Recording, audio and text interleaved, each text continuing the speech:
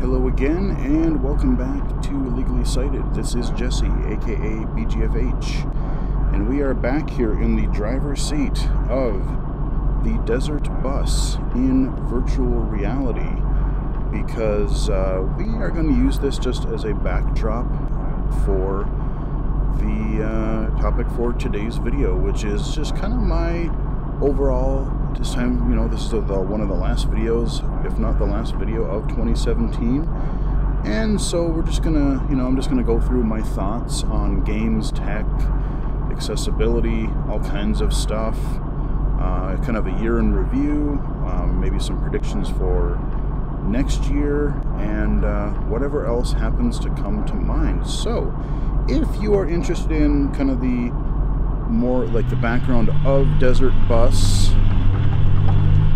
or the original Desert Bus or the Desert Bus VR, I do have, there's an iPad video for the original Desert Bus, and then there is this Desert Bus VR, which is what we're looking at right now, that just came out literally the week after Thanksgiving. So yeah, we're sitting here in this realistically rendered bus going down this empty stretch of highway from Tucson, Arizona to Vegas, which is like this real-time 8-hour trip, which is just insane.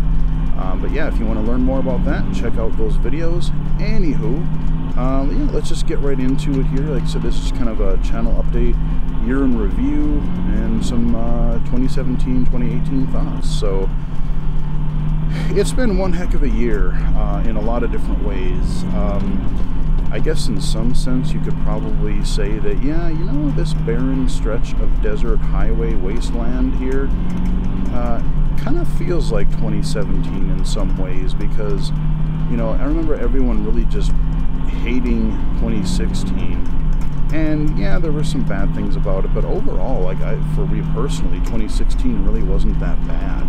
Actually, 2016 I did okay, but 2017 has definitely been a lot more of a roller coaster. I mean, as far as, like general, like you can't go on Twitter, you can't turn on the news or watch TV or radio, or listen to radio, whatever. You're just going to be bombarded with stupidity. You got our president who's like going insane. Congress who, well, they're Congress, that's all the political I'm going to get.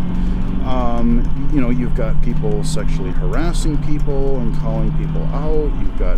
You've got just all kinds of misbehavior, misconduct, whatever. You've got California basically turning into a bonfire that's just gone way out of control. I mean, it's nuts. So yeah, 2017 actually is, in general has been kind of a downer year. But as far as tech and gaming and accessibility, that kind of thing, it's actually been a really great year overall. So this is not going to be like a comprehensive, I'm not doing any Game of the Year thing, rankings or anything like that. This is just gonna, be some random thoughts. We'll probably jump around a little bit as I think of things, but just something informal. And yeah, so January started actually pretty strong. Actually, there were a couple games that came out. I don't remember all of them, but the main one that stands out for me anyway was Resident Evil 7. I did the video for the demo that came out ahead of time, and then we took a look at the final game, and I didn't actually end up playing through all of it, simply because I'm hoping with, they had said when the game originally came out that there was a year exclusivity agreement with Sony and their PlayStation VR, and they were going to, maybe next year the VR portion of it would be released to other headsets, and that's what I'm hoping for, because Resident Evil in virtual reality sounds amazing, it sounds awesome, but it sounds terrifying at the same time. I mean, just go watch, especially the final low vision spotlight video for Resident Evil 7, because that game just, you know, you get a little bit of a, okay, we're gonna walk around outside thing, and then you just get this batshit crazy, like Texas Chainsaw Massacre redneck family, and your wife or girlfriend or whatever has lost her mind. It's crazy. It's all kinds of nuts. But, you know, I played quite a few hours in, and really enjoyed what I played. And like I said, in VR, it just sounds like it's going to be even more insane. I still remember the main line, "Welcome to the family, son," and then you just get popped, and you see the dining room table scene was just nuts. Yeah, that game does some stuff, man. Resident Evil 7. Definitely check that out. It's available for PS4, Xbox One, and PC, but the VR stuff is exclusive to PS4 at the moment. Hopefully that opens up pretty soon. Now, as far as, like I said, I don't remember too much of what else happened in January. This whole year just flew by. I mean, you blink and it's like a month later. You blink and where did the year go? February, however, mostly was kind of a shit show for me. February, I'm really glad that I had videos queued up already, that I had videos recorded to cover on the channel already. So I kind of alluded to what happened earlier in, I think it was the Abzu video. I did a video for Abzu, this really kind of nice, relaxing underwater exploration game. And that was really a perfect game that I needed at that time. And if I really had to do a lot of original content, A, I don't know if I really would have been able to do it very well. And B, it probably wouldn't have been very good work anyway. So I'm not going to get into like super detail, but essentially the rough story of what ended up happening. Thankfully it worked out, and I still have this, you know, thought in the back of my mind, like, is something else going to happen eventually? Again, crazy.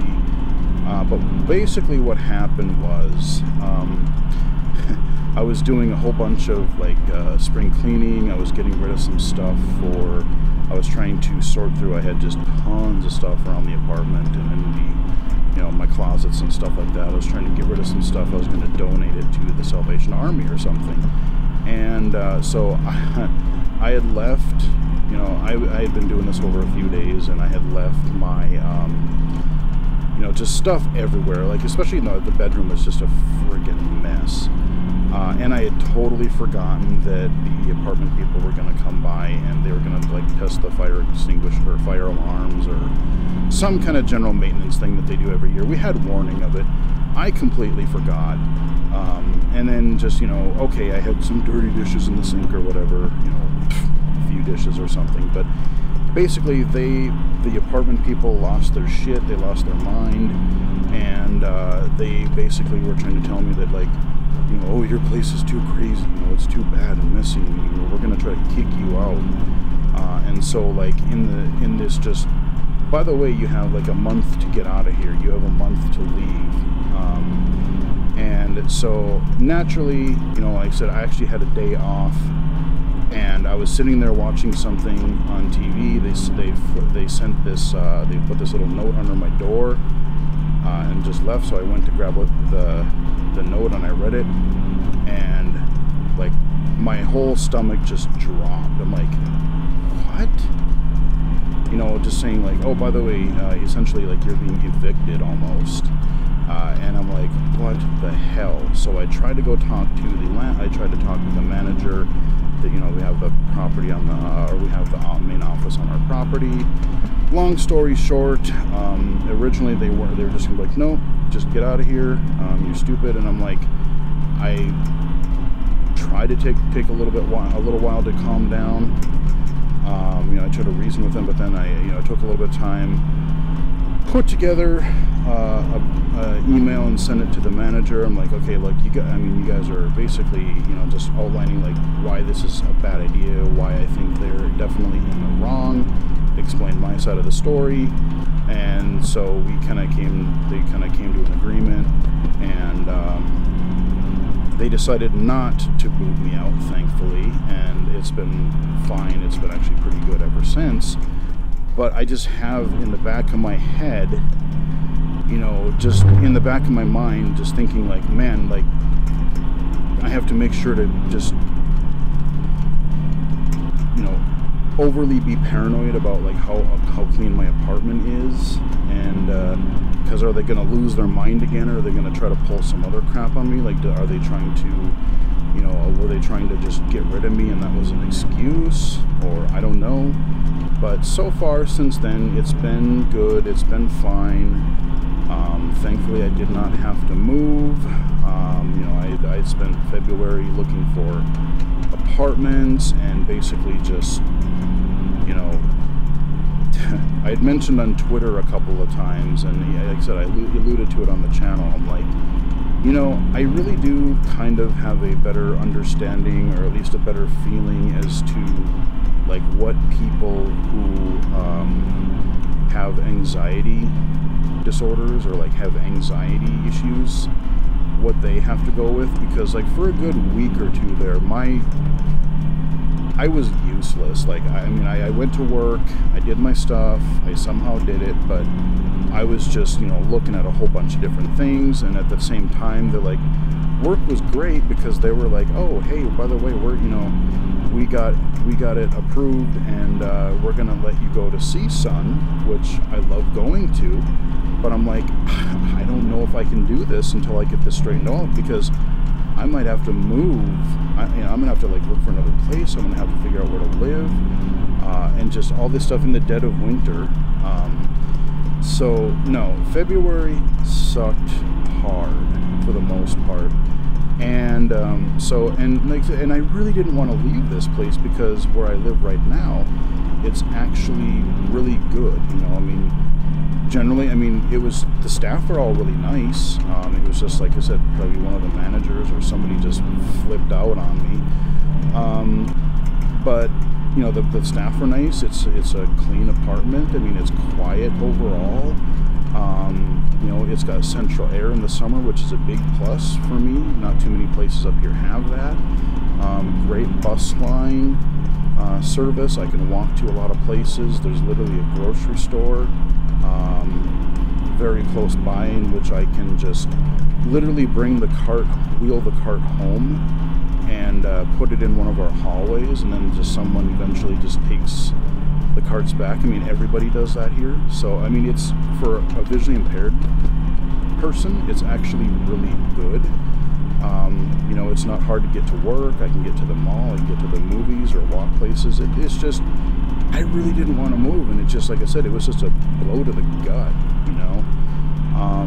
But yeah, so like I said, in the back of my mind, there's always that little lingering thing of like, okay, I kind of have to be a little bit paranoid, you know, make sure there's no stray things around or something.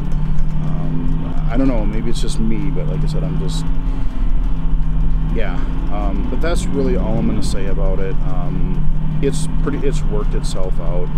I've talked to even the manager and stuff since then, and it's been good.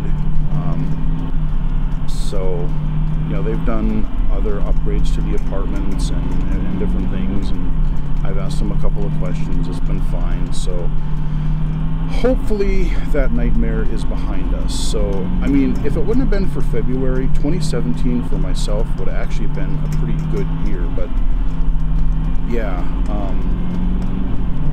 and I'm not, like I said, I mean, yeah, I have like stuff, you know, I have a lot of equipment and stuff, but my place isn't, you know, isn't bad. So I don't know. It was just this really crazy thing that happened. Honestly, that's really about all I remember about February. I may have played a new game or two. Maybe Abzu is about it that I really remember. A friend of mine around that time also was going through some stuff, and that's all I'll say about that. And so kind of just, you know, talking with him, and it was just, February, March was just really, really messed up. But thankfully there was a light at the end of the tunnel. Things worked out, and late February, early March, I did actually get to go to CSUN for the second time. I went in 2015 as well for the first time, and yeah, in the same location. I did a whole video about CSUN right when I came back, and it was a great experience. I went with another co-worker this time, and we hung out a little bit after the sessions were over in the evening and that, but there was a lot of great things at CSUN. You know, this was again kind of the year of Braille. You know, you had the tactile tablet thing, you had the Orbit Reader 20, which honestly, I'm a little concerned about that because, like, I love the idea. I've played with it at least 3 times now, like at the ACB convention. I played with it at CSUN, and I might have even seen it somewhere else. But, you know, they've been saying that thing is going to come out forever now, and it still really hasn't. I mean, I think they're doing it in like a pilot program somewhere in some state, I forget which one. But, man, like, it's just... I love that it's low cost. You know, it's maybe lacking a few of the advanced features, but for a cheap entry-level Braille display, I think it would be great. But the longer this thing gets delayed, and, you know, the longer they kind of like, they promise things or they say things and then nothing happens, you know, despite the price, it's like, even do you really want to support them? Because if it takes this amount of effort and this, if it's kind of this crazy just to get the device out, what if we have a technical support issue? What if there's a problem with it? You know, is it going to be a nightmare to get it repaired or to get it replaced? Or, you know, when I was at CSUN, basically they had said, oh yeah, the unit is pretty much ready other than maybe a software patch. The only reason we're not releasing it is because we want to make sure that enough of them are ready, enough of them are out there, so that there won't be any back orders. Well, that was in March. You know, they were thinking May, June, or, you know, a couple months out. And it is almost the end of 2017, and at least to my knowledge, it's not ready, at least in a widely available form. So, who knows? And that also really makes me wonder about the Braille tablet, the graffiti, because I want to say that's like the same company, or the same, because I think, if I remember correctly, isn't that Orbit as well? And if they're having this much with an 18 cell, good God almighty, how much, you know, is this tablet ever going to see the light of day other than prototype form that we've already seen? I don't know. I mean, it had potential. I really liked what I saw, what I felt, but I don't know. And then you had the other note takers that did come out. You know, I mean, we've had the Braille Note Touch for a while. We've had, you know, and that's, I've said before, I'm generally, personally, I'm not a huge fan of the note takers. They had their place back in the day, you know, when you had, like, laptops themselves were $3,000 or better, and they were old, big, clunky things, and they were limited as well. But, like, I don't know, like, to me, yeah, a note taker's all in one, but, like, you know, you have, to me, it just seems more limited. Like, I would rather just buy a Braille display and have it separate, because that way, like, if my computer breaks or my phone breaks or my tablet breaks or something, it's not all in one device. I can still just, oh, okay, I'll just use my Braille display with another device and keep on going, you know? Not to mention, you know, I just feel like if I have even a smaller laptop, like, you can do so much more, you know, with a full laptop. I mean, Android is good, don't get me wrong, I like Android, but I don't know. But you have the Braille Note Touches out, they've released some updates for it, and it, you know, for a note taker, I would say it's the one that I would recommend out of all of them the most, if I had to recommend one. The Polaris, I'm not really sold on. We have one at work.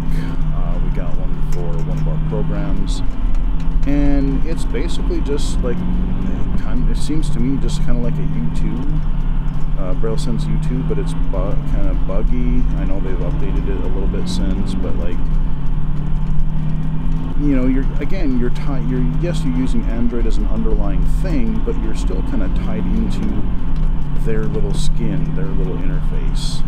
And once you get out of, you know, their programs, you know, either be it Keysoft or whatever they call the BrailleSense stuff, like once you get out and try to do third-party apps, things kind of fall apart a little bit. And admittedly, I haven't really played as much with the note takers, but I just can't say that I care too much. I'd much rather just use a Braille display. And then the L Braille, which I believe is technically out now. And, you know, I've kind of given my thoughts on that one before when I talked about CSUN. And it's really kind of funny because even like the NFB articles, they reviewed like the L Braille and the Polaris, and they weren't really keen on either of them either. They were surprisingly honest. You know, they didn't just kiss butt, you know. And, you know, I mean, to me, especially the L Braille, you have this essentially the power of, yeah, like a $200 tablet. I mean, my iPhone 7 has more RAM than this Windows 10 computer that they're using. This basically, you know, a thumb drive computer. It's slow. You know, if you're just doing one little task at a time or something, maybe. But like if you're a multitasker and you want to do stuff, no. And you know, you have the computer part, you have JAWS, you have the display. Even if you have, you know, I think, what is it, like $1,700 if you already own, like, just to get like the shell and stuff. I'm like, no. I'm sorry, but to me the L Braille just seems like a waste of money. That's just my personal opinion. And I was never really a fan. I liked the old Focus displays when they had the whiz wheels on them. Those things were, they were thick, they were sturdy, they were, you know, good plastic in them. The cells were good, but the you know, the newer generation of the Focuses are just really chintzy. They're just kind of like this cheap old plastic. I like the coloring of them, but the plastic quality is just whatever. But yeah, so, you know, went to CSUN, saw some other stuff, saw some, not really a lot of apps, but, you know, some CCTVs, a lot of Braille stuff, went to a lot of sessions. Again, you want to learn all about CSUN, go check out my video for CSUN 2017. I did a pretty thorough recap of that. I remember little bits and pieces of it now, but I couldn't really tell you every little thing. But the Braille stuff stands out, and, you know, it was just really a really fun time, really informative.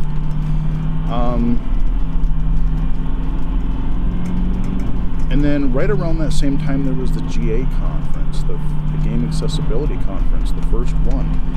And they already have one scheduled for next year. And I was debating trying to schedule something to maybe get down there, and I don't know.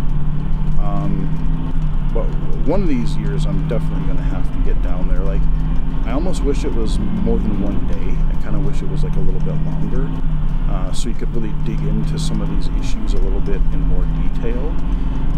But yeah, there was a lot of great sessions. I watched the ones that were available once they released them out on YouTube. But GA-Conf, there was actually a lot of interesting sessions there, including one on virtual reality, which was cool. And then, you know, as far as while we're talking about accessibility and assistive technology, then you had a lot of really neat apps that I discovered this year. You know, on the iOS side, you have things like Identify. I think that was an early this year thing. I did a video on that. That seems actually quite popular. And Identify, I-D-E-N-T-I-F-I, is an app where you're actually identifying like scenes or objects. Like you take a picture of something, it'll try to tell you what it is. And there are a few apps that can do that, but out of all of them that I think that I've tried, Identify, whatever they're doing, definitely seems like the most thorough and consistent as far as giving you a meaningful feedback. You know, you lead into something like Seeing AI, which I also really like, but for different purposes. I really like their short text mode for recognition, like reading short text like labels and signs and, you know, quickie things like that. You know, it's got the document mode, and then it's got the product barcode mode. I used that actually the other day to read some cooking instructions for I think it was a kind of chili or something. You know, but rather than trying to read this tiny print on the side of a can or a box, just, all right, take a picture of the barcode, get more information, boom, and get the information you need. So that's been great for that. But when it comes to some of their people stuff and their scene, you know, the scene beta modes of Seeing AI, definitely has some work to do. Like I said, I still remember it would identify women as men and vice versa, and I was anywhere between 16 and 60. So, you know, that, and then my friend of mine, I think the best one was a friend of mine. He told me he took a picture of his house and it said something like a car in front of a microwave. I'm like, what? That was pretty funny. So yeah, definitely needs some work in that area, but Identify, as far as scene description goes, it's not bad. Like, if they can combine the scene part of that and the rest of Seeing AI, we'd have something pretty awesome here. So you have those types of apps. We've got Nearby Explorer is out now, so if you want onboard maps in a GPS solution, you've got that, and it actually works quite well for some cases. I think for like walking directions it does really well, but for driving it's a little sketchy. But overall I think it does a really good job, and like I said, it's really nice having the maps locally on your device. Other apps and other accessibility things. What else came out? NVDA has had another really strong year. NVDA 2017.4 just came out, I think, the other day as I'm recording this, so lots of new stuff there. NVDA Remote, so you can do basically remote control, came out this year. I've only done it a couple of times early on. It's been a while since I've done it, but it actually works pretty well, especially in its first iteration. So, you know, NVDA has actually become a really great screen reader, and I really find myself using it. Granted, I use System Access still a lot more just because I love how it does the internet. But when I don't use System Access, I really find myself using NVDA, and JAWS is kind of like, you know, it's that thing that I use if I have to, because it does do some things that the other screen readers don't, for sure. And like I said, you know, it's easy to make, you know, everyone seems to be jumping on the make fun of JAWS bandwagon. You know, I kind of poke fun at it too because there are so many bugs and stuff, but I wouldn't be where I am today without JAWS. You know, I used it in high school, I used it in college, I used it at work, I still use it at work. So, I mean, yeah, it's sometimes a frustrating product to use, but it still has some nice advantages here and there, and I would not be where I am today without it. But that being said, don't think of NVDA as just, oh, it's a cheapo, you know, if you used it 5 years ago and thought, meh, whatever. NVDA has actually become a great screen reader. I mean, it works well in Office now, it works well on the internet, and there's a bunch of add-ons that you can add if you want extra functionality, so it's just gotten really quite good, you know. And in a fair number of cases, I find that it actually does better in some aspects than JAWS does. God, I'm trying to remember, was it this year or was it last year? you know, like I said, everything has been such a blur the last year or two. I'm trying to remember, was it this year where they announced that essentially Window Eyes was going away? I'm trying to remember if that was this year or last year. But if it was this year, that was kind of a blow. Just, if not, I mean, I know there's a lot of Window Eyes users, and, you know, I like competition. You know, I don't want there to be just one screen reader, because then it's just easy to go, well, you have to use it, so, you know, we can just kind of, whatever. You know, I like having healthy competition, and, you know, basically VFO kind of owning everything. I would sort of argue that it is kind of a monopoly, but the only reason that no one really cares about it like they do Time Warner and Comcast is because the vast majority of people don't know what assistive technology is, let alone the companies involved. You know, I mean, if this was like a Verizon AT&T kind of a merger thing, it wouldn't have even gotten close to the merger. But yeah, I don't know. I mean, that's just kind of my thought. I mean, yeah, good could come out of it, but I don't know. It's just kind of sad to see less competition in an already small field. But, you know, we have Zoom Text 11 this year. We had that. And Zoom Text 11 is actually pretty good. I've been using that off and on, especially at work. And they totally redid the commands and everything, but it's working pretty well. Zoom Text Fusion, it's a little squirrely. They, you know, it used to be Window Eyes and JAWS, now, or Window Eyes and Zoom Text, now it's JAWS and Zoom Text. I would argue that it's still a little bit squirrely. They definitely need to do some more bug testing, and you know, it's basically you're running two programs separately, and eventually they're going to kind of integrate them more fully, so we'll see how that goes. So, you know, even in the assistive technology market, there's been a lot of, you know, consolidation, a lot of changes.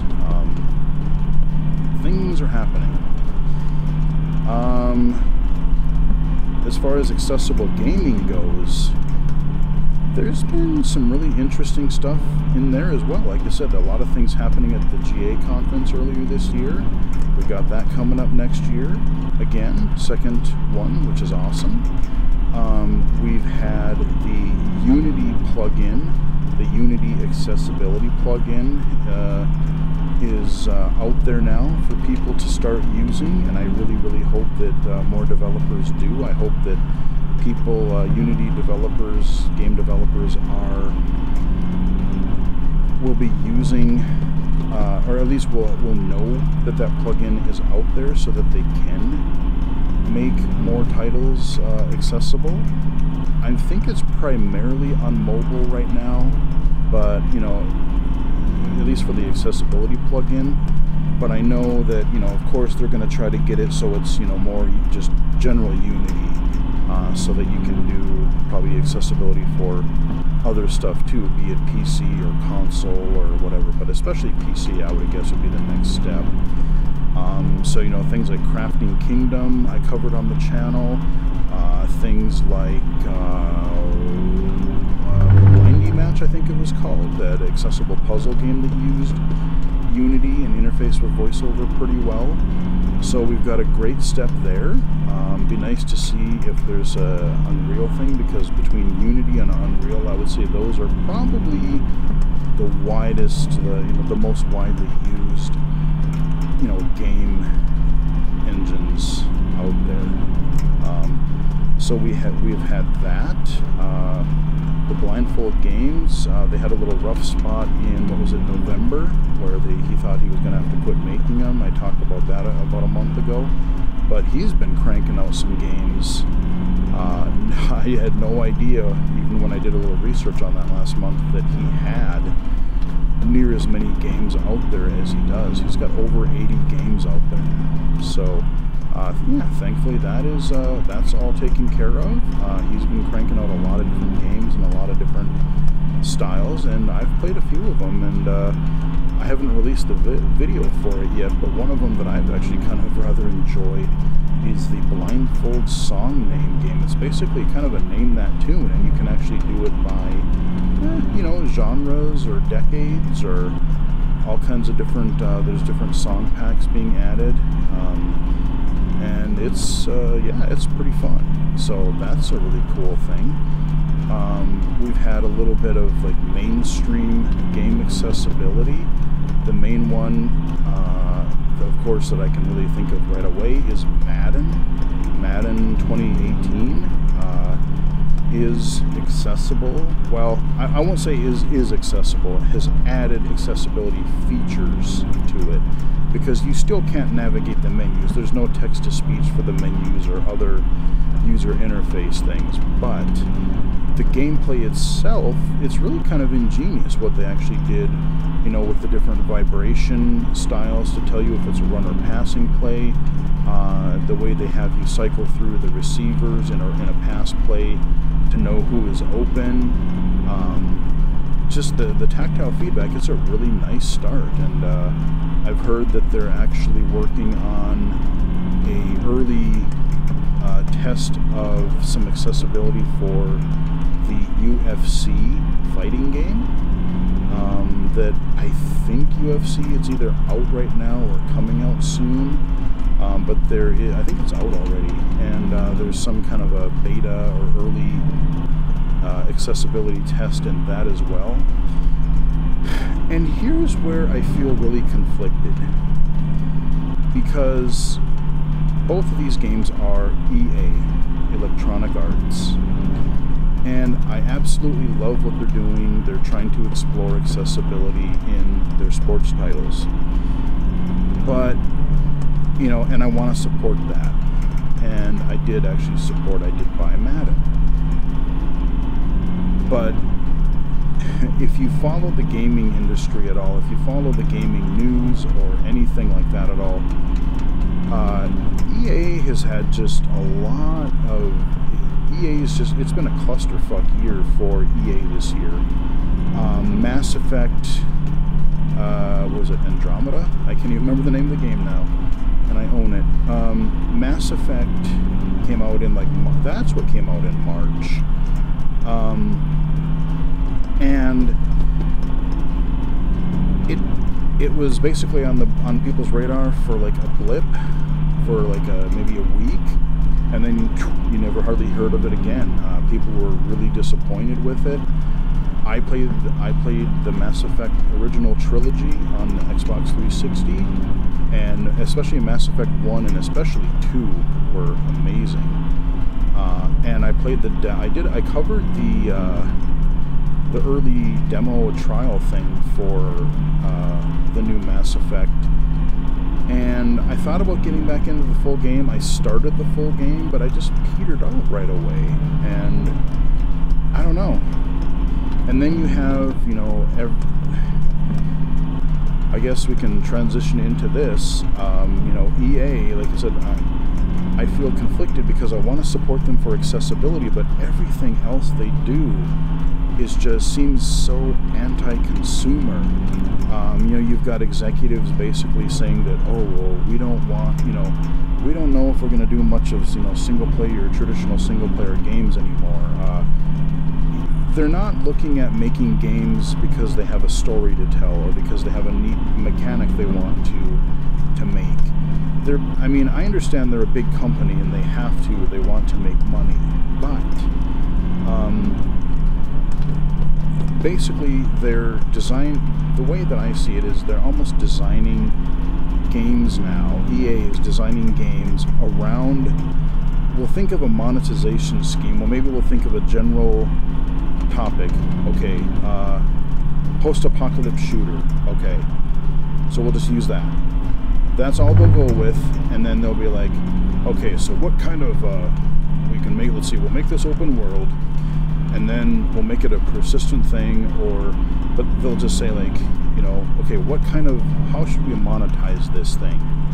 And once they figure out, okay, how can we keep sucking money out of the gamers, then let's figure out what kind of actual gameplay and story they can shoehorn into it.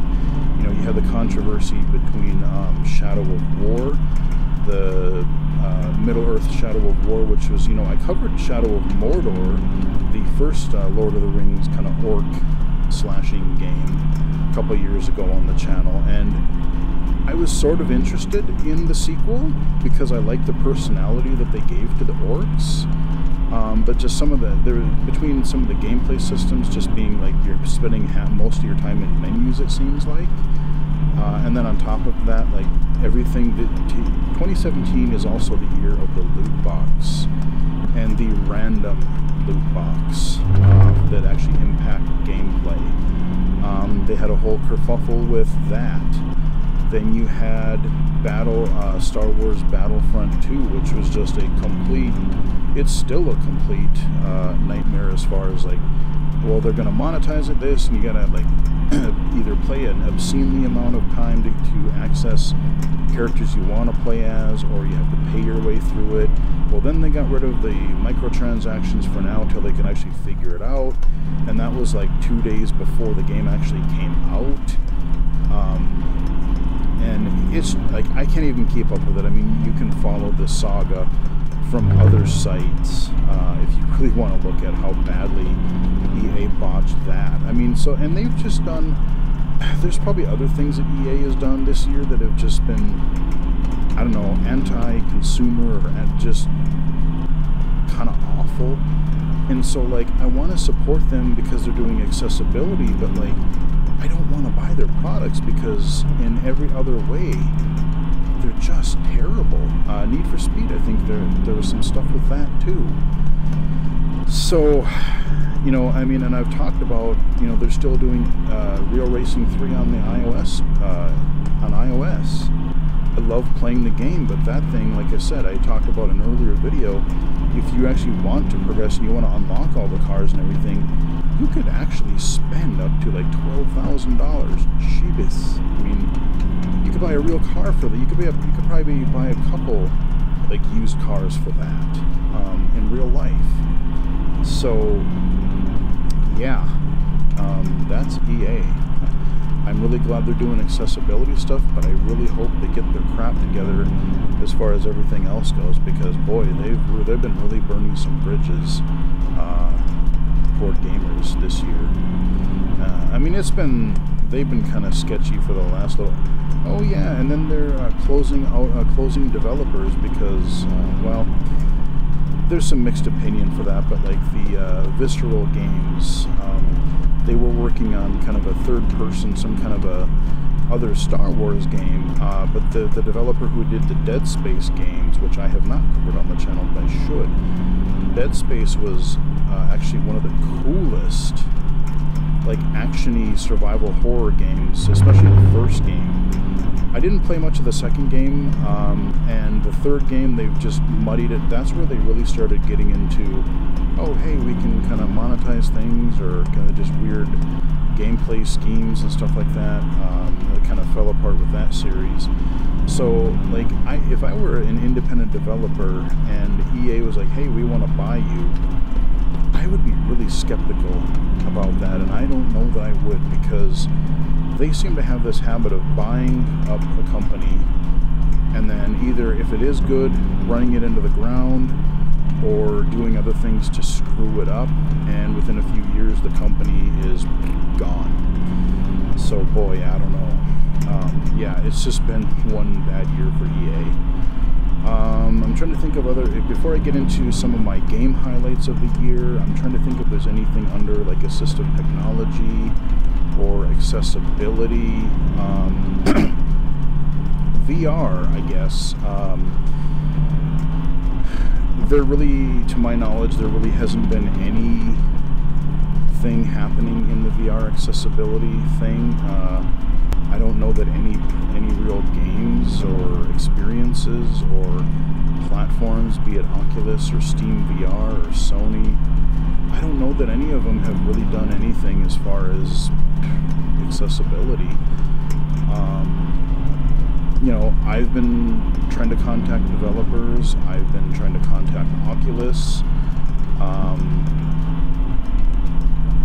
There's been a couple of presentations on it. One is, like I said, the one at CSUN or Game Conference.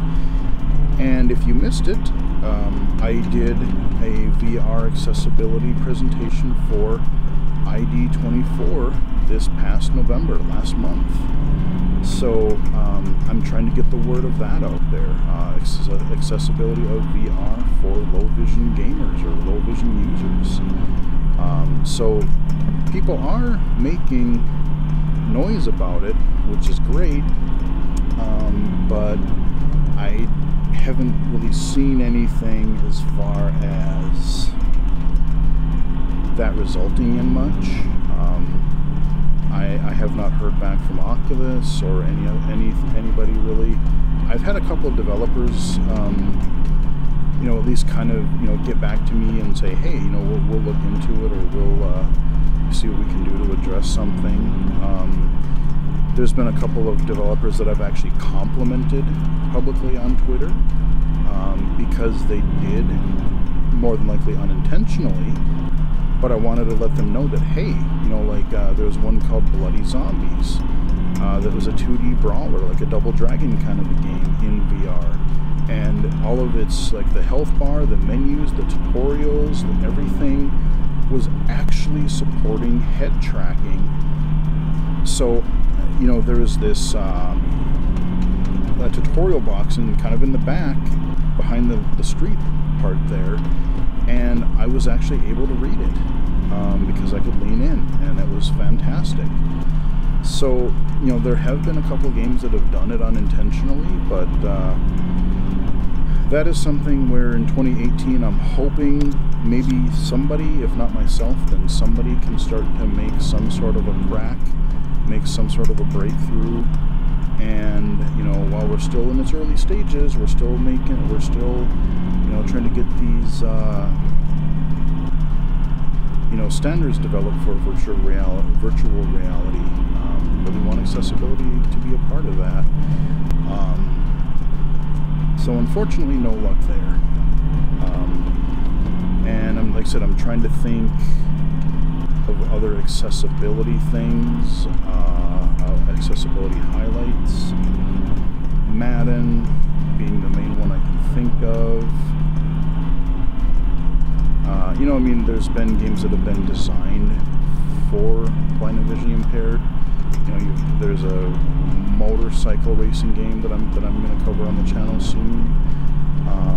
Black Box is one that I definitely want to highlight this year. If you haven't played that, check that game out, because not only is it accessible, but it's so unique, and it's not just another text adventure or the traditional kinds of accessible games that you would typically get. It uses your iOS device in so many unique ways. I mean, you know, someone who is not visually impaired and just playing it without voiceover can get, I mean, it's not, I don't even think it's really necessarily made for visually impaired audiences. It's just that it works. The developer really took voiceover into consideration, and it's fantastic. Watch that video if you haven't for Black Box, iOS Accessible Game Spotlight for Black Box, and definitely support that game and check it out for yourself, because it's awesome. You know, Apple itself, we've had iOS 11 came out this year. Little, you know, some bugs when it came out, but it seems pretty solid now. I'm really glad that the mirroring for voiceover is working again. In iOS 10 they broke it, and they didn't really even seem to understand what I meant when I tried to contact them about it. But thankfully, yeah, it's back in iOS 11, and I've even done a couple videos since to demonstrate that. We have augmented reality support. Interesting to see where that goes, and I'm interested to see if we can come up with some sort of, again, thinking of something like seeing AI. Maybe you point it at a building and it actually recognizes through some AI or something of like, oh, that's what this building is. You know, you're in a business district, you take a picture or you point at a building and it says, oh, that's what this building is, and its hours are this. Or you walk up, you know, it's a restaurant, it's like, okay, its hours are this. Your menu, then you can click a button to go to a menu or something. That would be really cool. But that would be interesting. So AR, augmented reality, is kind of coming into its own. You can do screen recording directly through iOS 11 now, which is, again, something I wanted ages ago after they broke the XREC app that was on the App Store for a couple nanoseconds, so that was cool. But yeah, iOS has been pretty interesting. Oh, and of course I got my Apple Watch. I finally dove in. I finally decided, you know what, the technology has matured enough. It seems fast enough. It seems, put together well enough that I think I will actually look into a smartwatch. And this November, early November I think it was, I got my Apple Watch with LTE. I did a couple of videos on it, one for the watch itself and then one for the watch app where you really do a lot of your customization and your configuration for it. And I gotta say, having used it now for just over a month, I kind of like it, I haven't used its LTE features a lot, but I actually find it's actually really good for text messaging. I want to say really the dictation on the watch is better than the phone, especially since iOS 11 came out. I find when I'm trying to dictate the text message on my phone, like, it never used to screw up as much as it does now, but like it just doesn't seem to understand me near as well as it used to. And the watch, I don't really have as many problems with it, so it does a good job there. I love it for notifications. Just like I don't have to grab my phone, I hear a ding or something and I'm doing something else. Okay, I just hold my wrist up for a second, tap the thing to hear what VoiceOver tells me, flick up to dismiss it, boom, we're good to go. I use it for that. I've used it for making hands-free phone calls, either on LTE or just on Wi-Fi when I'm at home. It's actually become really handy for that. I use it for activity tracking. Just, since I'm looking at those little circles, you're trying to fill them up. If I'm toward the end of the day and I see, oh, well, I'm about 3/4 of the way there, I might try to, get up and move around a little bit more, if nothing else, just to say, hey, let's get off my butt a little bit more and, move around a little bit. So I've been trying to, at least for the moving, granted I don't really exercise near as much as I should, vigorous exercise, but especially the standing and the moving rings, I'm for sure just really trying to make sure to fill those, because I want to get up, and some people find the stand notifications annoying. I actually find that they're kind of helpful because you get zoned into something at work, or you're doing something. Like right now I'm in this bus, I'll probably get a ding on my wrist here pretty soon. Hey, stand up. Okay, move around for a minute, get up and stretch. That's not a bad thing to do. I've tried Twitterific on my watch, and it kind of, it gets notifications, but like every time I try to look at the feed, it just hangs there and it just kind of spins. So I don't know if there's something with the data thing or if there's something with the Twitterific app. I hope the native Twitter app actually brings it back for the watch, because that would be good. I think Twitter would be a great use, like for notifications and for just maybe a quick reply, or maybe I'm out somewhere and I don't want to take out my phone, just check my Twitter feed real quick, check a few posts. So yeah, there are definitely some things that I think they could still improve with it, but overall I think it's really cool. I really hope that more third-party developers support it.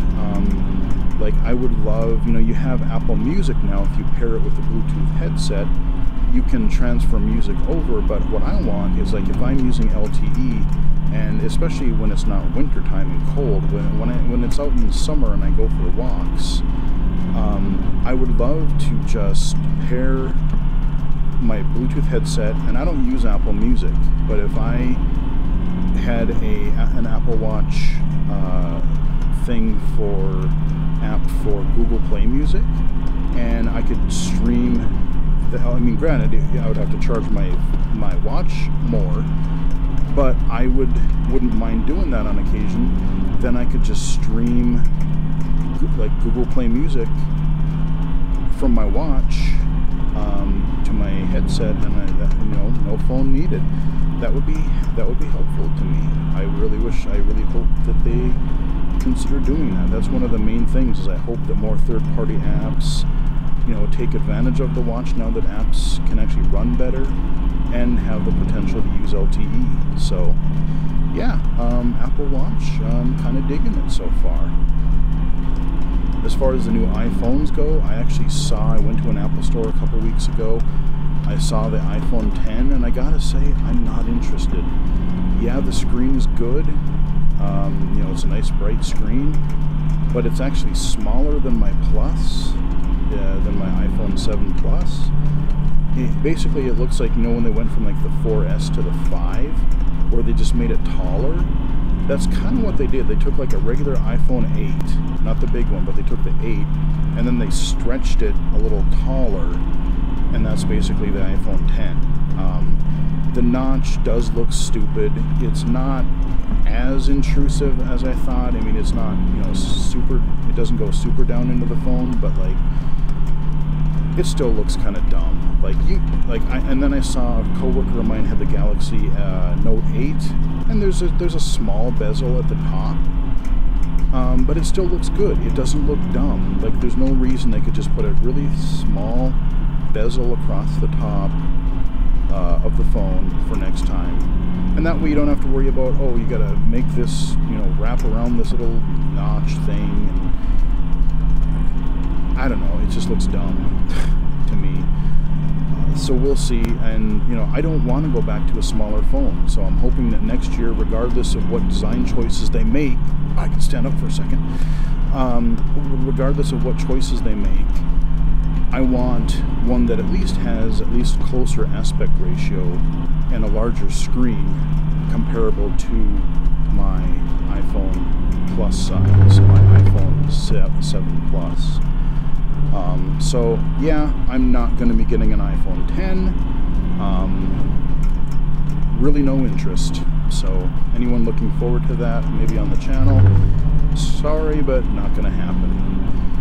We've been going for quite a while here. I think we've covered, like I said, most of the other stuff around gaming, but I think we're kind of, the last thing I really want to talk about is a little bit about the channel and some of my thoughts on games, my highlights for games of the year.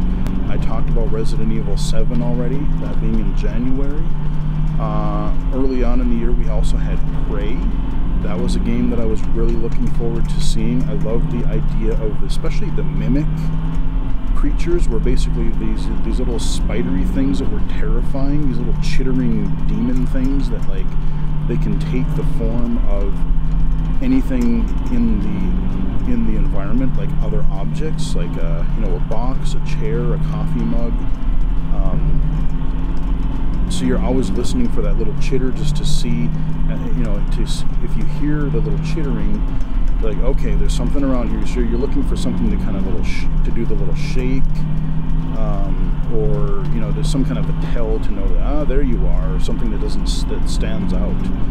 And yeah, speaking of my notification, it must be close to an hour because I got my little stand notification on my watch. So, but yeah, Prey was really cool. I enjoyed that.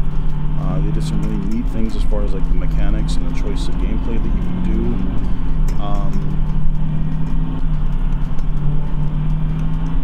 What Remains of Edith Finch, that won Game Award. The Game Awards were last night, actually, as I'm recording this, so I'm glad I forget which one they won. I think it was like for story, I think it was. And I did a full Let's Play for that series, so definitely go check that out, because that game goes some really weird and really dark places, but there's some very cool sections of that game. Especially my favorite one is probably the child actress one. That one was like this, like a horror movie type of thing. It was amazing. That was so cool. But there's so many things just in like the gameplay style and the presentation, and like, yeah, the story is just really great. What Remains of Edith Finch was very cool. Tacoma the new game from the people that made Gone Home, a different type of game in space, on a space station or a spaceship. I have not released this video for you guys yet, but I have it recorded. That came out earlier this year, and it was very cool. You know, it wasn't just doing what Gone Home did, but in space. They actually did some really neat things with like rewinding time and going back and looking at a story from multiple characters' point of views. And the story that it told was actually quite interesting, and the way they did some of their characters. I really enjoyed that little short experience. I thought it was great. Perception, that was one that I was looking forward to for a long time, and you know, having did a little informal consulting in that game. That, of course, is I did a low vision spotlight for and a full playthrough during October for Halloween. That's where you play this Cassie Cage as a blind woman. It's a horror game in this giant mansion that uses echolocation. Though granted, is it the most accurate? Is it meant to be a simulator? No. Does it misrepresent maybe some capabilities of a blind person? Yes, to some degree. Of course, especially with the mobility stuff of like, I can just tell exactly what's around me with echolocation, or like what things actually look like. But you know, you have to balance gameplay, like playability, with realism, and I think they did a pretty good job. And they really still did give Cassie a lot of character, like, you know, the way she would quip and talk throughout the game sometimes, or through their little app where you were getting help from a sighted user. You know, kind of like Be My Eyes. What did they call it? Delphi text-to-speech. Through that thing. And then if you paid attention to, you could bring up her smartphone and listen to some of her text messages and voicemails and a couple of songs. I actually discovered a neat little rock band that I had never heard about, and that is a real band. I think they were called Dearest Pinky. But they were actually a real band. I found them on Google Music, and yeah, so I discovered even a real band through it. So that was fun. But they did actually flesh her character out more than just being a blind person. It wasn't just about being blind. So that was good. That was interesting. Definitely go check out. I would recommend go check out the Let's Play and even the Spotlight video for Perception, because I do have a lot more to say about especially the blindness thing. So that was a really neat game. Things like SteamWorld Dig 2. I did a video for SteamWorld Dig a year or two ago. A sequel for that just came out not long ago, and I recorded a video for it already. Again, some of these games that I'm going to be talking about, I haven't actually released the videos for, so you've got more content to even to look forward to.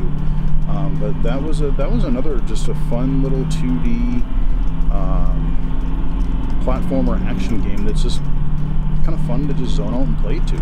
SteamWorld Dig 2. There's been a lot of, again, AAA games. I really haven't played a whole lot of them this year. I mean, I've played some for sure, but like, you know, your typical Assassin's Creed, Call of Duty. There wasn't a Medal of Honor this year, but Battlefield, Battlefront. I just don't care. I just really don't care for the most part. So a lot of where I've gotten my entertainment is a lot of these smaller games. Road Redemption, I've covered that on the channel in the past through early access. It is officially out now, and I think the video for the final game is out. I think I released it to you guys. That's the motorcycle game that's like a spiritual successor to Road Rash. I've had more fun with that game in early access than I did like a lot of other full games, and the full game is great. I mean, you're riding down the highway on a motorcycle, bashing the crap out of other bikers with swords and axes and bats and guns, and yeah, good wholesome family entertainment there. That's a lot of fun. Yeah, Road Redemption, it's out, it's great. Then you have, speaking of racing games, I covered iOS, one of my favorite iOS games this year that I keep coming back to is Maximum Car. I think that was early this year. It could have been late last year, but it might have been early this year. But I'm going to mention it again. Maximum Car.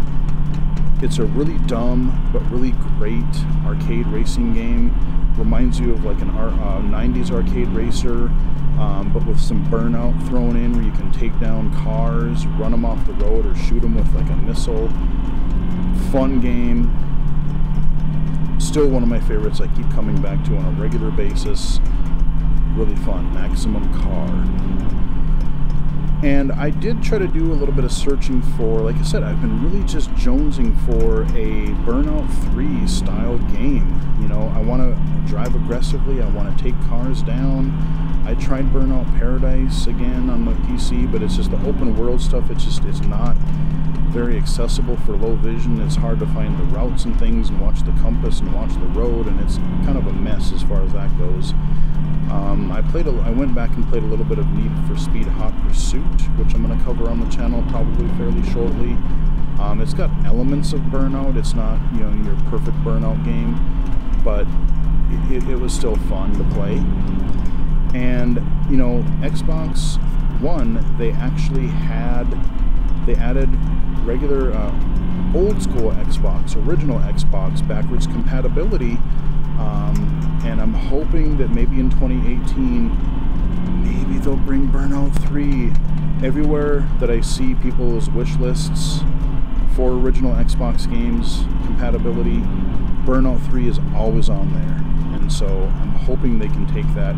Even if they got to change some of the licensed music, that's totally fine. I don't even remember what the licensed music was in that game, but just bring Burnout 3 back, or make not an open world, but make a closed circuit Burnout game. I would be ecstatic. That would be awesome. I'm trying to think of other standout like PC games. Wolfenstein 2. Boy howdy, that game goes some places, man. That game, I did a low vision spotlight video for it, and I thought about doing another video. I covered the original not the Wolfenstein 3D game, the old school game, but in, what was it, 2014, 2015, they did Wolfenstein: The New Order and the Old Blood expansion.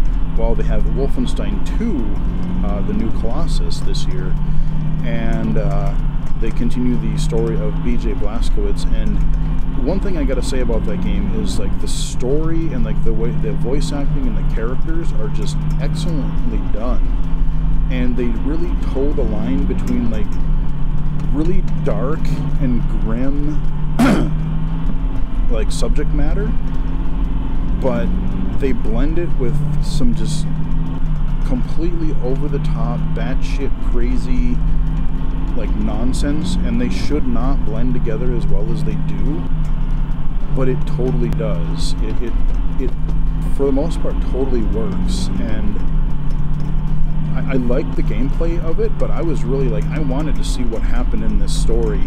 And the main antagonist of this one, like that lady, I forget her name, but like, oh, you just wanted to see her dead. And then you meet BJ's father in the beginning of the game. I show that in the spotlight video, and you're like, you know, I know the whole point of this game is to kill Nazis, and we're gonna do that, but man, I so want to see Dad get his in the end, because that guy was a prick, man. He was bad. And I thought about doing another video. I still might, if I can go back, and there's like 2 chapters in the middle of the game that pay off not only the father portion of the story, but also show off like one of the craziest game transitions, like character transitions.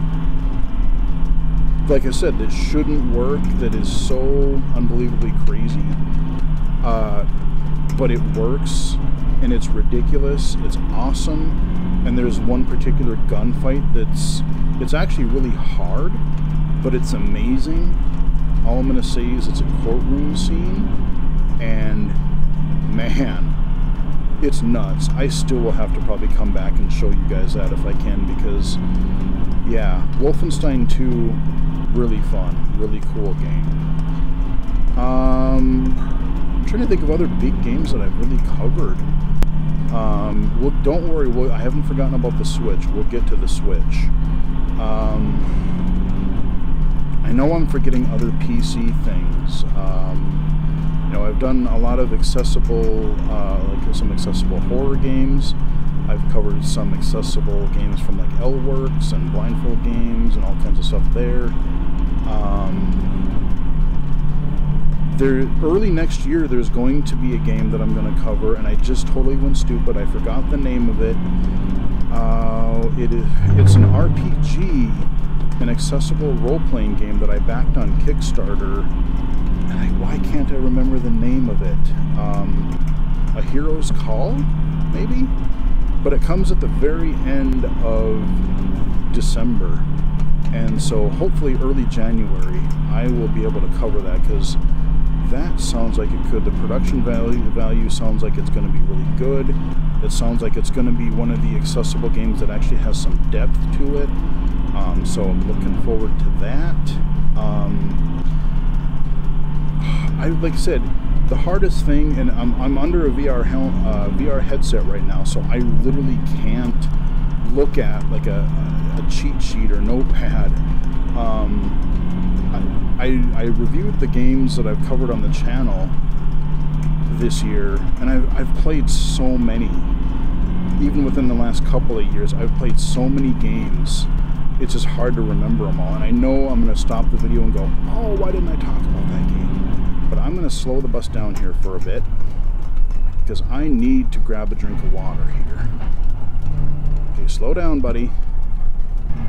I just want to stop so we don't get pulled off the road.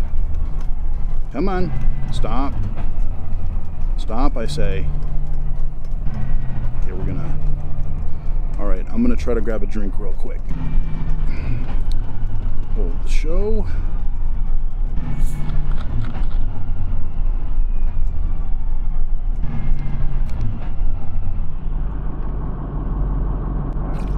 There we go. There we go. That's what happens when you can't pause a game and your bus veers to the right. You can't just hold her steady and grab a drink, especially if you got to unscrew the bottle cap. So we have been refreshed, and we're back on the road to finish up the video here. I mean, like I said, Perception, that was a really big highlight for me this year. Road Redemption finally coming out. Wolfenstein 2 was awesome. There's been some some VR titles that have been really good, both games and educational. Like, I haven't released the video for Mission ISS, the space station experience yet, but I looked at Google Earth in VR as well. That one I did release for you guys already, and just exploring the planet in virtual reality, like doing a flyby, it is surprisingly engrossing and kind of relaxing, but also just really, really neat. They released a job simulator update that had the mandatory, what do they call it, mandatory overtime, where you're basically working the night shift, and they just add a whole bunch of new little scenarios for each of the 4 jobs. I've recorded a video for that, but it is not out yet, so look forward to that as well.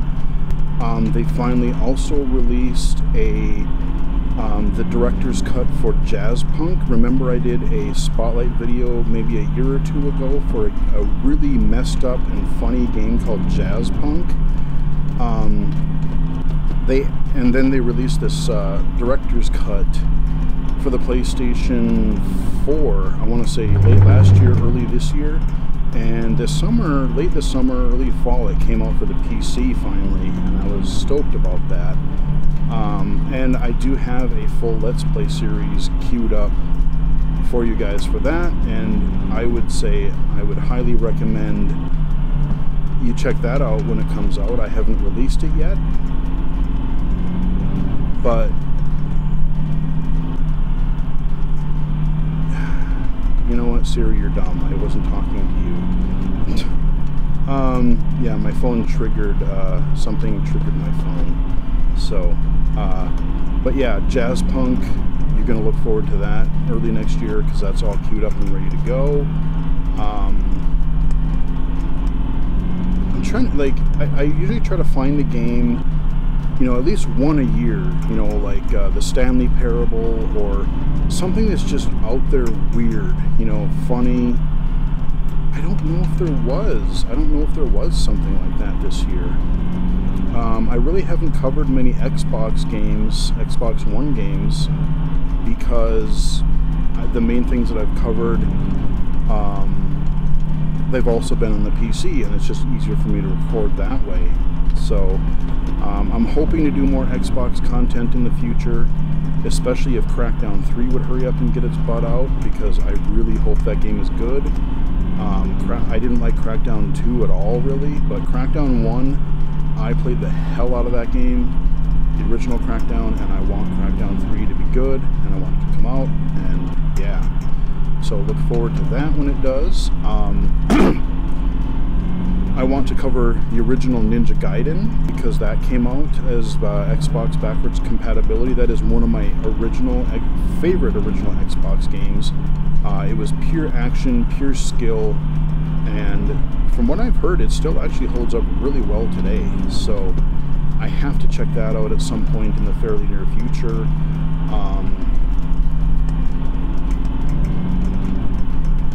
But yeah, I mean, like I said, just go out and check out my different playlists. You know, everything on the channel is arranged by playlist. I have low vision spotlights, which are your typical PC games, you know, your regular mainstream PC games. You have your accessible PC games, which I've covered a few of those this year. You have iOS accessible games, iOS low vision spotlight games. You have VR experience and VR game spotlight videos. So I've covered a lot of VR games and experiences, and I still have even more recorded and more upcoming for you. There's actually, as I'm recording this, it'll probably be, you might have already seen it by the time this video comes out, but I just literally recorded an experience this morning about, it was a title called Notes on Blindness, and it was a VR experience that came to mobile VR first, but finally hit the Rift, and I played through it this morning, and it was really kind of neat. It gave me some really interesting ideas on maybe how to represent or how to do things in VR for a totally blind user. So, you know, look forward to that. Check that out if you haven't already. But yeah, I know there's a few VR things coming around the corner. There is actually this experience that it's an episodic thing called Dispatch that I have not recorded yet. I actually tried to record it, but in the middle of doing so, I realized that I didn't pay attention when I started, and it's a 4-episode thing, and only the 3 episodes are out right now, and I want to do it all at once because, man, that is a really interesting experience, and I'm really looking forward to playing that one for you guys. That one I'm going to do a full playthrough because it's short, but man, yeah, we'll just wait for that one next year. Last night at the Game Awards, I'm stoked because the folks that brought us Job Simulator, one of my favorite, if not my favorite VR titles so far. Next year in 2018, they're going to have a game called Vacation Simulator. Yep, going to like beaches and stuff and doing whatever. They had a teaser trailer out for it. They're basically saying, well, you know, after a hard day's work, you need a vacation. Yeah, so the same goofy humor. You got the robots and stuff. So that is a day one purchase for me. Really looking forward to that. Seeing what they do as far as like just keep that universe going. You could have more. Maybe they'll do a Job Simulator 2 at some point and offer more jobs. I remember earlier this year having a conversation on Twitter with that developer, throwing ideas back and forth. They're like, oh, yeah, it's a pretty good idea. So, you know, who knows? But next year we're going to get Vacation Simulator. Any other PC games that I really want to mention. Like I said, there's been just a lot of indie titles that I've gone through. Like Flint Hook. I haven't released that video yet, but Flint Hook is this other 2D platformer that's really hard, but really crazy, and it's got some super catchy music. Really catchy music. I like it a lot. Like I said, I can't think of every single game that I've covered or haven't covered this year, but you know, just go back and check out the playlists. I've done a few Let's Plays, so like I said, I've done one for Perception, I've done one for What Remains of Edith Finch. I have done, you know, if you want to go back and watch The Nightjar or the first Papa Sangre game. I'm not able to do the second Papa Sangre or the Audio Defense just because of the way that my audio mirroring works and the lag. And I explained that in the other videos, but at least you have those preserved. You can listen to those again. So there's a lot of content out there. Like I said, definitely go check out my VR accessibility presentation if you want to hear more about virtual reality accessibility. And before we wrap up, I have to address the main console, the main topic of 2017 for gaming, the Nintendo Switch. That came out in March. It came out basically right as I was getting home from CSUN. I think I got it like the following Monday or something like that. And you know what? It has had one heck of a year. Nintendo is just killing it this year. I really wish they would take accessibility more seriously. You know, there was that story earlier this year about them sending out some, I forget what it was, some card or reply in Braille to some gamer. And that was nice of them, but other than that, they really don't seem to be taking their console accessibility. They don't really seem to be taking it that seriously, and I don't know that they're going to in the near future. I hope I'm wrong, but you know, I mean, aside from the annoying aspect of not being accessible and not being very accessible to blind users, for low vision, there's been some really great games on that system, and I really wish that I were able to record that, but I don't have like an Elgato or other game capture device right now. You know, we started out, we got Legend of Zelda Breath of the Wild, and I was really hooked on it. I really liked it at first, and I still do. But there's just some things about it that kind of got me, I kind of petered out on it a little bit, just because like there's kind of a bit of open space, and like, you know, you're not quite sure where you want to go. But the main thing that bothered me about that game is that there's a lot of busy work that you have to do, and there's a lot of things that you kind of have to manage. Like, you know, you don't just pick up hearts when you kill guys. You actually have to find food, and then to make it actually worth something, you got to combine, you know, you have to go find a campfire or whatever, and then you have to cook to make food that has different recipes that have different effects, so that you can so you can heal yourself, so that you can restore your magic, or so that you can do whatever effect that you need. So you're always having to do that. And then the fact of like that your weapons break constantly, I think that's the main thing that really was frustrating. Like, you know, you kill one enemy and the weapon that you're using is pretty much almost broken already. I like the fact that you can use other enemies' weapons, but just how quickly they break, and the fact that there's no real, like, the thing I liked about at least like with the Elder Scrolls Oblivion and Skyrim, you had these repair hammers that you could buy and you could use. So if you had a weapon that you liked or whatever, and they lasted longer to begin with as well, but like you could repair a certain style or a certain weapon that you liked. And I don't think you can really do that in Zelda. So you're always breaking things and having to get new ones. Now, at the Game Awards, it was really interesting last night. There's this downloadable content that was released last night, and I really, really want to know the lore behind this, because, okay, you got these, like, champion trials or something, but then at the end they show this being, like, this crazy fantasy medieval game. Somehow, Link actually gets a motorcycle. You can get a motorcycle in Hyrule, and I don't know. I'm really genuinely curious to know the lore and the explanation behind that, because it sounds cool to go through that big environment on a motorcycle and just running moblins over, but like, what the hell kind of lore do they use to justify that? Is there some weird dimensional rift going on or something? I don't know. But you have me curious, Nintendo. So we had Zelda. Then I mean, the one thing I will say, they've done a great job of having their first-party stuff and smaller indie stuff all year. There's been a trickle of really great content for this Switch all year. You had Zelda. I picked up a racing game early on. Fast Racing Neo, I think it was. Really kind of a futuristic F-Zero-y kind of game. Then you had Mario Kart 8 Deluxe.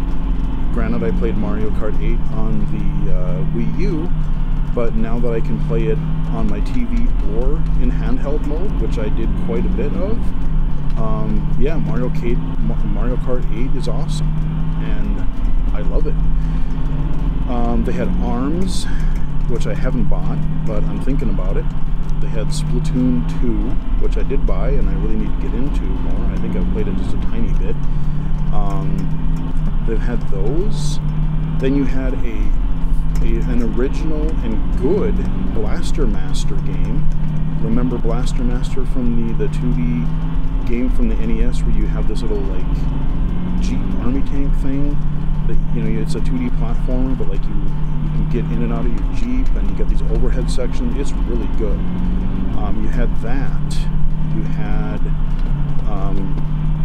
I didn't get it for the Switch because I have it for PC, but you can play Stardew Valley in portable form. I think that one might be a little bit difficult, especially in portable form. That's why I didn't get it for the Switch, because reading the text boxes and seeing all the little, you know, the tiny plants on a small screen, I think that would be pretty difficult.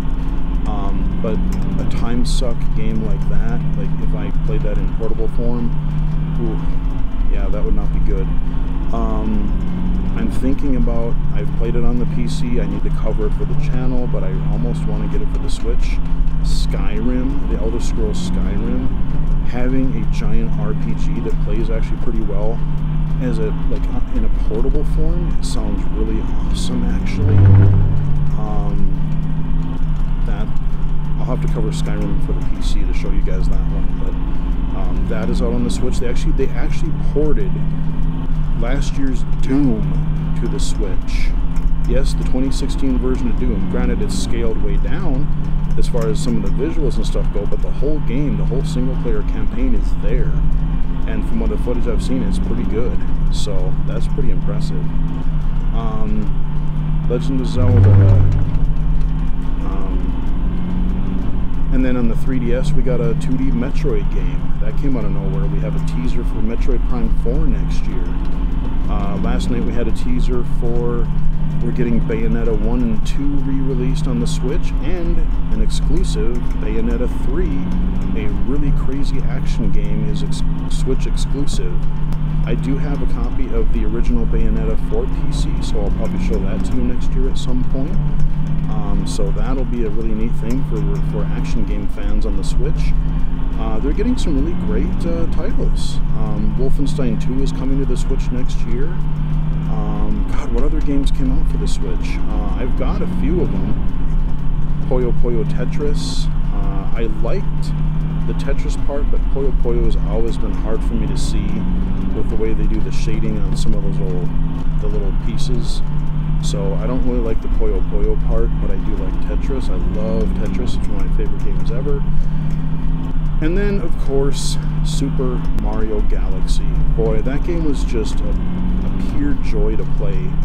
They actually did have this assist mode that made the game a little bit more accessible in a variety of different ways for like new users or mobility impaired users, or for me, like a low vision user, if, you know, it was harder to maybe to gauge the trajectory of a jump or to, you know, landing on a platform.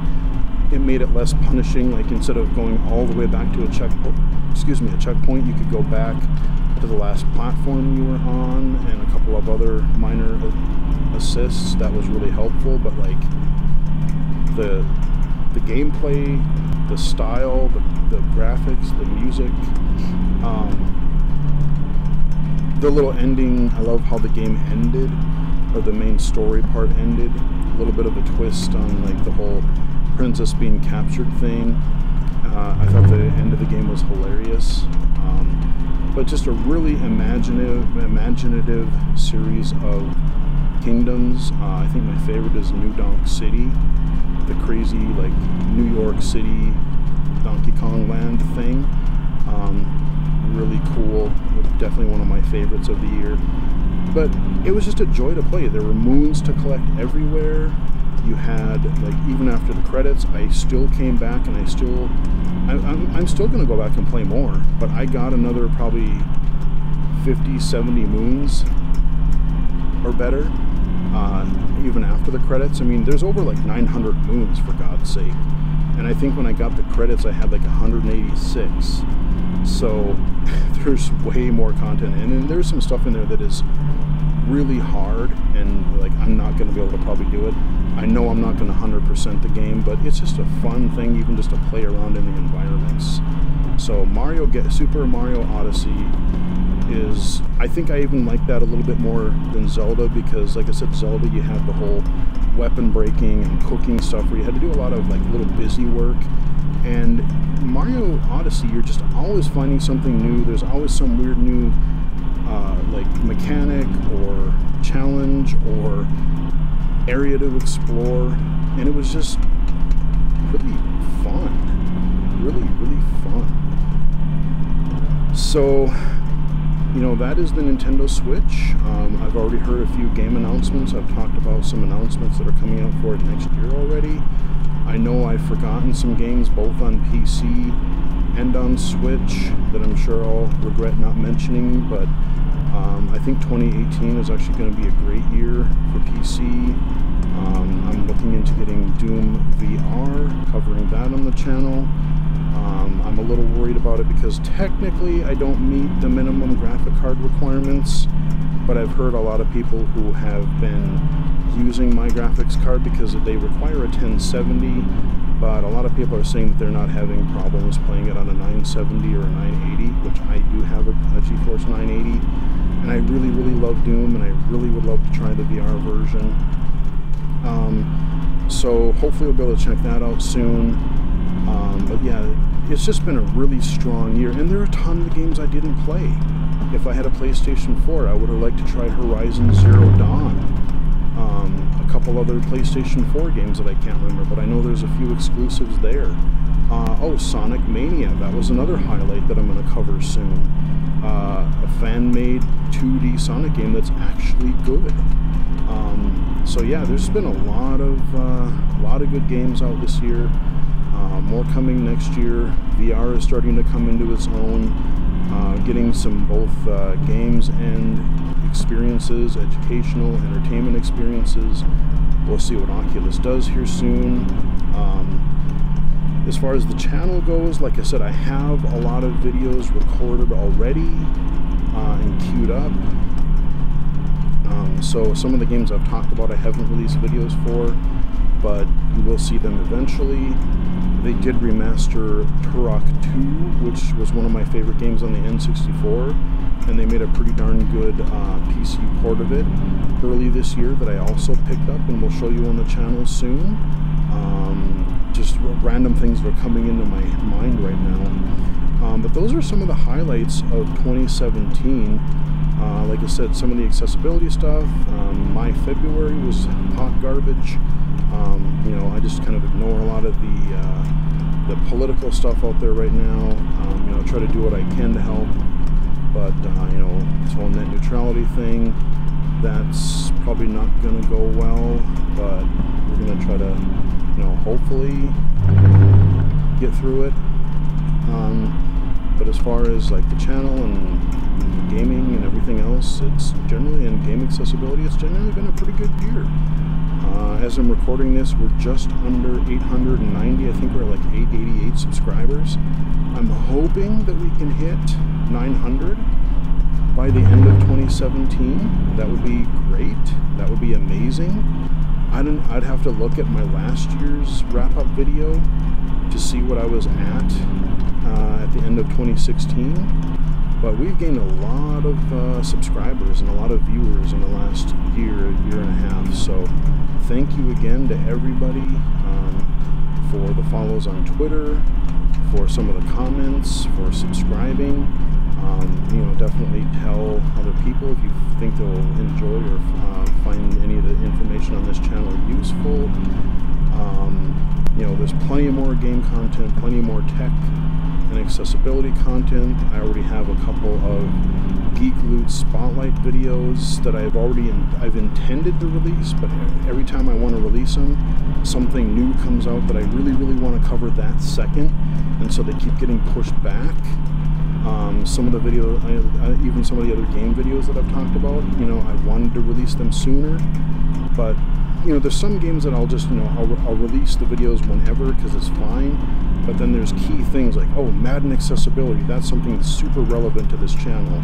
Or perception, that's something, again, relevant to this channel. So things, or conferences or things like that, things that pop up that I really want to do, that I do want to release in more of a timely fashion. But, you know, basically there is a lot of content already recorded.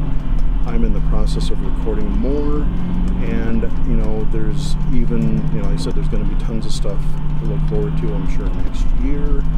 I can already think of a few already.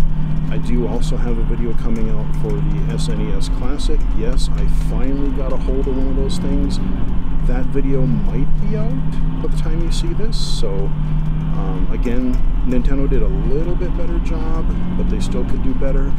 They did a little better job than the NES Classic, but the Super Nintendo Classic or SNES Classic is a heck of a console. I mean, there's just, if you grew up in the 90s, if you grew up with the Super Nintendo, the amount of just classic, timeless AAA gaming content, 16-bit content in that little machine is frankly amazing. I wish there was a couple different or a couple other games in there, but for what is there is tons of content in there. So look forward to that video overview of that console if you haven't seen it already. And you know what? I think that's really going to wrap it up. Next year, I don't really know what to predict. The assistive technology field, who knows what's going to happen. I'm hoping that augmented reality glasses come out pretty soon, and they can pair that with something like Seeing AI, so you don't have to hold your phone. You can just like look at something and maybe tap the side of your glasses or something, and then boom, take a picture and read text or identify something or whatever. There's some really neat possibilities for augmented reality coming around. You know, you've got your traditional JAWS, NVDA, Zoom text, all that kind of stuff coming out. You know, I mean, there's going to be new versions of that. Really curious to see where Microsoft goes with additional game accessibility. You know, one thing I forgot to mention about around CSUN time, Microsoft announced an API they're already starting to do in things like Halo Wars and Forza. Forza, was it 7, I think we're up to? They're having basically text-to-speech and speech-to-text support for Forza. So like if you couldn't hear voice chat, you could read. And then if you can't read voice chat or text chat because you can't see it, it supports text-to-speech. And having that in a game like Forza, like if they take it one step further and get menus to speak, and then other developers can start plugging into that, that's going to be fantastic, and that could happen in the next couple of years. So really curious to see where that goes. I mean, go back and look at that Skullgirls video I did a year or so ago, because that is a game, if we can get to the point where games just have that as a feature, at least a good, you know, a good number of them, you know, that is a gold standard of, like, especially for low vision blind accessibility. If they can get that level of text-to-speech support, especially into not just a fighting game, but like, let's say an action game where you have skill trees and tutorials and dialogue options and you know, all kinds of stuff like that where you'd have to read stuff, that would be incredible. So I think that's going to do it, guys. That is 2017. Kind of a wild ride, good overall, minus a really crappy month or so. But that is 2017. Maybe a few thoughts on 2018. The channel is not going to be slowing down. I've already got some videos queued up, recorded, got some couple Let's Plays coming for you. There's plenty of content to watch. I'm still going to be releasing stuff on my regular Wednesday, Friday schedule, maybe a bonus video or two over the holiday schedule. So, you know, there's really not going to be any gap. Hope you guys enjoyed the video. I know it's been a long one, probably quite long, but nevertheless, hope you guys enjoyed it. Follow me on Twitter at BGFH79. Join the Illegally Cited Steam group. It's Illegally Cited on Steam. I started that this year. Check out my VR accessibility, my illegally cited look at VR accessibility for low vision users. Check out that presentation. You know, tell other people, or you know, share the channel and some videos with friends or whatever. Hope you guys enjoyed it. Happy holidays, and here's to a hopefully good 2018. Hope you guys enjoyed it. Until next time, I'll talk to you guys next year. Later.